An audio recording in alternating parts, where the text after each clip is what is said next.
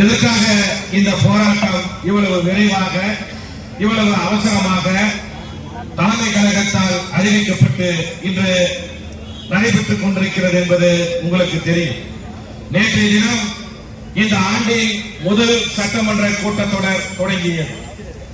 எப்போதும் தமிழ்நாட்டினுடைய சட்டமன்றத்தினுடைய மரபுபடி முதலில் சட்டமன்றம் ஆரம்பிக்கின்ற போது நாம் தமிழ் தாய் வாழ்த்து பாடுவதும் இசைப்பதும் வழக்கம்.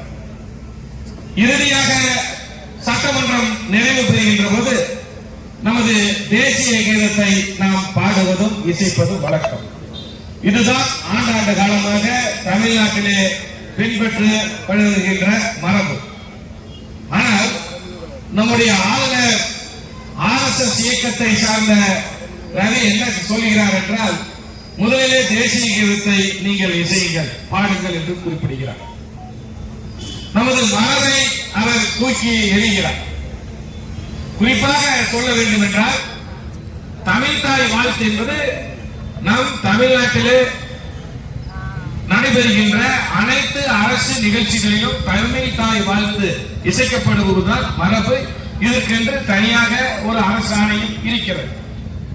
அது மட்டுமல்லாமல் நாம் தேசிய கீதத்தை அவமதிப்பதும் இல்லை. தேசிய கீதத்தை நாம் உயிர்வட்டமாக இருக்கக்கூடிய தேசிய கீதத்தை நிகழ்ச்சி முடியும் தருவாயில் நாம் அந்த தேசிய கீதத்தையும் இசைக்கப்படும், பாடப்படும். அதன் பிறகுதான் அந்த நிகழ்ச்சி நிறைவு பெறும். இந்த மரபை மீறி ஆளுநர் அவர்கள் தேசிய கீதத்தை முன்பாக பாட வேண்டும் என்று சொன்னதின் அடிப்படையில் அவர் நேற்றைய தினம் சட்டமன்ற கூட்டத்தொடரில் இந்த ஆண்டின் துவக்கத்திலே கூடுகின்ற முதல் சட்டமன்ற கூட்டத்தொடரில் ஆளுநர் பேச வேண்டும். அரசாங்கத்தால் தயாரித்து வழங்கப்படுகின்ற அந்த உரையை அவர் படிக்க வேண்டும். அதிலே இந்த நாட்டு மக்களுக்கு என்னென்ன திட்டங்கள் என்பது குறிப்பிடப்பட்டிருக்கும். இதை சட்டமன்றத்தில் ஆளுநர் அவர்கள் படித்து பதிவு செய்யப்படுவதுதான் மரபு. தமிழ்நாடு அரசாங்கத்துடைய திட்டங்களை இந்த ஆளுநரால் பொறுத்துக் கொள்ள முடியவில்லை. நானே போற்றுகின்ற திராவிட மாடல் ஆட்சியை நடத்துகின்ற தளபதி மு.க. ஸ்டாலின் அவர்களுடைய ஆட்சி இன்றைக்கு நல்ல முறையில் நடைபெற்றுக் கொண்டிருப்பதை இந்த ஆளுநரால் பொறுத்துக் கொள்ள முடியவில்லை. தன்னால் அரசாங்கத்துடைய திட்டங்களை அவர் எடுத்து சொல்வதற்கு அவருக்கு மனமில்லை. ஏதோ ஒரு காரணம் காட்டி சட்டசபையில இருந்து ஆளுநர் ஏதோ ஒரு எதிர்கட்சி சட்டமன்ற உறுப்பினர் போல் வெளிநடப்பு செய்கிறார். இந்தியாவில் எந்த மாநிலத்திலும் ஆளுநர் இப்படி நடந்து கொண்டதே இல்லை. அரசாங்கத்தின் நிர்வாக தலைவராக இருக்கக்கூடிய ஆளுநர் அரசாங்கத்தினுடைய திட்டங்களை, அறிவிப்புகளை அந்த ஆண்டின் முதல் சட்டமன்ற கூட்டத்தொடரிலே எடுத்துரைப்பதும் பேசுவதும் வாடிக்கை, மரபு. இதை நம்முடைய ஆளுநர் அவர்கள் இன்றைய தினம் முற்றிலுமாக புறக்கணித்திருக்கிறார்.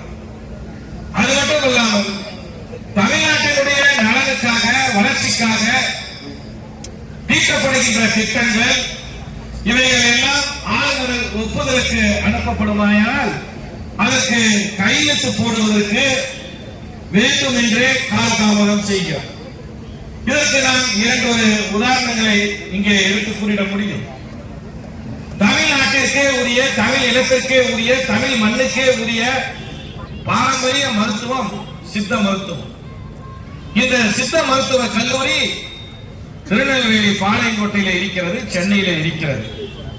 இதை இரண்டையும் இணைத்து தமிழ்நாட்டில் ஒரு சித்த மருத்துவ பல்கலைக்கழகம் தொடங்க வேண்டும் என்று நம்முடைய முதலமைச்சர் அவர்கள் முடிவு செய்து அதற்கான சட்ட முன்வடிவை சட்டமன்றத்திலே ஏற்றி ஆளுநருக்கு அனுப்பி வைத்து ஏறத்தாழ 1.5 ஆண்டு காலம், 2 ஆண்டு காலம் ஆகிறது. இதுவரை ஆளுநர் அந்த கோப்பிற்கு கையெழுத்து போடவில்லை. தமிழ்நாட்டில் தமிழ் மண்ணுக்கே உரிய, தமிழ் இனத்திற்கே உரிய பாரம்பரியமான சித்த மருத்துவ முறையை மேலும் வளர்க்க வேண்டும். சித்த மருத்துவ முறைதான் பின்விளைவுகள் ஏற்படாத மருத்துவ முறை என்று அனைவராலும் ஏற்றுக் கொள்ளப்பட்ட சித்த மருத்துவத்திற்கு தனியாக ஒரு பல்கலைக்கழகத்தை தமிழ்நாட்டில் நிறுவுவது குற்றமா? இதில் என்ன சட்ட சிக்கல் இருக்கிற போது இந்த நாட்டில் எத்தனையோ பல்கலைக்கழகங்கள் இருக்கிறது. இந்த சித்த மருத்துவ பல்கலைக்கழகத்திற்கு இதுவரை ஆளுநர் ஒப்புதல் அளிக்கவில்லை. அதற்கடுத்து தமிழ்நாட்டில் உள்ள பல்கலைக்கழகங்களுக்கெல்லாம் ஆளுநர் தான் நிர்வாக ரீதியாக ஆளுநர் என்கின்ற அந்த பொறுப்பின் அடிப்படையில் அவர் வேந்தராக இருக்கிறார்.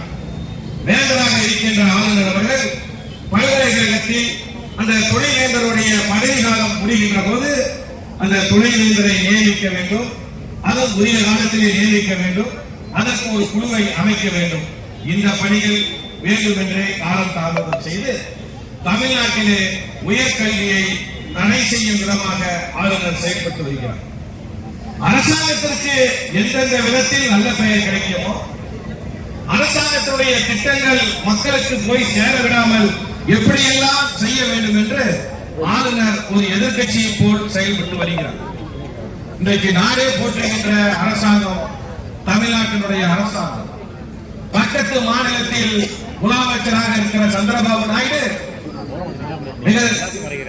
முதலமைச்சராக பல வருடங்கள் இருந்து அனுபவம் பெற்றவர், எதிர்கட்சி தலைவராகவும் இருந்தவர், மிகப்பெரிய தலைவர் சந்திரபாபு நாயுடு.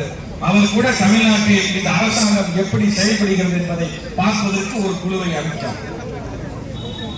டெல்லி முதலமைச்சர் நம் தமிழ்நாட்டிலே செயல்படுத்துகின்ற திட்டங்களை அவர் இங்கு வந்து பார்த்து செல்கிறார். நாடு போற்றுகின்ற ஆட்சி இன்றைய தினம் நடைபெற்று வருகிறது. இங்கே பெண்கள் நீங்கள் அதிகமாக இருக்கிறீர்கள். பெண்களுடைய உரிமைக்கு நீங்கள் எப்போதும் இல்லாத அளவுக்கு தமிழ்நாட்டில் இன்றைக்கு பாதுகாப்பு. மாண்புமிகு தமிழ்நாடு முதலமைச்சர் தளபதி மு.க. ஸ்டாலின் அவர்கள் பொறுப்பேற்ற செயல்படுத்த விடாமல் அத்துமீறுகின்ற ஆளுநரை கண்டித்தோம். அதற்கு உறுதுணையாக இருக்கக்கூடிய அதிமுக, பாரதிய ஜனதா கள்ள கூட்டணியை கண்டித்தும் நடைபெறுகின்ற இந்த மாபெரும் அறப்போராட்டத்திற்கு முன்னிலை பொறுப்பை ஏற்றிருக்கக்கூடிய நாமக்கல் மேற்கு மாவட்ட கழகத்துடைய செயலாளர் அன்பு சகோதரர் மதுரா செந்தில் அவர்களே, இந்த